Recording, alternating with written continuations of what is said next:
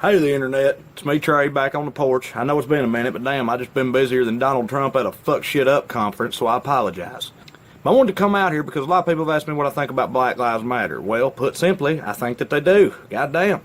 And further, I think that responding to that sentiment with all lives matter would be sort of like telling Susan G. Komen to chill it with all the pink shit on account of all cancer sucks. That last part's true, but it ain't really the fucking point. But a lot of other people have talked about those things a lot better than I can. I want to do what I do and address my people for a minute. Because, see, this has been framed largely as being Black Lives Matter versus the police. And from what I've seen, rednecks have pretty unanimously been against Black Lives Matter, which is pretty funny to me. Rednecks, help me out here. When did we start liking cops?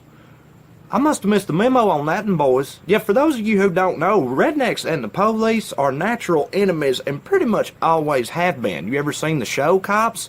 About every other episode takes place in a damn trailer park. And if that ain't enough for you, the single most popular redneck TV show of all time is literally just about two cousin fucking good old boys running from the law in a sweet-ass orange car. You ever see Smokey and the Bandit? The hero ain't fucking Smokey. It's sort of a whole thing with us. I've been surrounded by rednecks my whole life. I have never once seen them react positively to a sudden police presence. Though, to be fair, it's sort of hard to stay positive when you think your midget mud wrestling tournament's about to get shut down. Dirty little titties, skew! See, that's the thing. Cops do fuck with rednecks. Always have, probably always will. But we're usually up to some pretty redneck shit. Goddamn, man, what's this country coming to?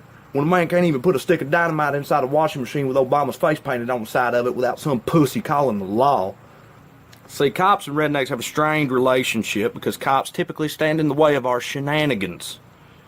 But imagine for a second that instead of busting us for trying to sell our food stamps for weed money, they were busting our heads open for resisting arrest. One of our favorite pastimes, by the way. Or they were murdering rednecks in front of kids because we had a gun in the truck. Which we always do. What would we say then?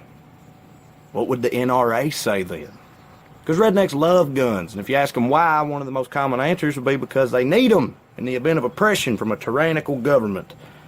But when a group of people who deals with that kind of oppression on a day-to-day basis carries firearms and pays with their lives for it, we're nowhere to be found. Not advocating violence against police officers, the assholes who did that are deeply disturbed outliers who don't represent the movement. My point is, I would have hoped that rednecks of all people could have empathized with this whole thing. But we don't. And I wonder why. Just kidding. I don't wonder. Nobody does. Because everybody knows the reason. And that's sort of the whole problem. I'll see y'all next time.